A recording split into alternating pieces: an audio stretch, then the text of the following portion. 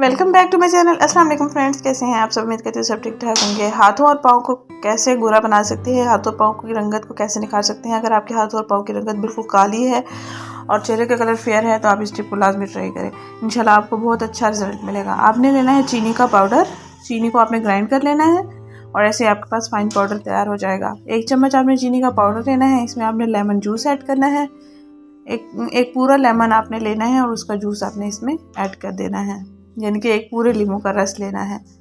क्योंकि हमने फेस पर तो इसको अप्लाई नहीं करना, तो हमने करना है हाथों और पाँव की स्किन पर। तो हाथों और पाँव की स्किन को ज़बरदस्त बनाने के लिए ये एक वाइटनिंग एजेंट के तौर पर काम करता है। किसी भी ब्लीच क्रीम की लगाने की ज़रूरत नहीं पड़ेगी आपको इंशाल्लाह ताला। इन दोनों अज्जा को हमने अच्छे से मिक्स कर लेना है। जब ये लेमन और चीनी का पाउडर मिक्स हो जाएंगे अच्छे से, तो हम इसमें ऐड करेंगे ग्राम फ्लोर, यानी कि बेसन का आटा। इसमें 1 चम्मच ऐड करेंगे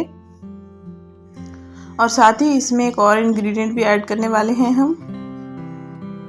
वीडियो को अंत तक लाजमी देखिएगा और चैनल को सब्सक्राइब ज़रूर कीजिएगा। वीडियो को लाइक एंड शेयर भी ज़रूर कीजिएगा। आप सबकी सपोर्ट की बहुत ज़्यादा ज़रूरत है मुझे।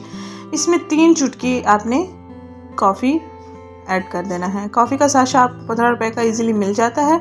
शीशी महंगी पड़ जाती है, तो आप एक साशे से 1 महीना चला सकते हैं।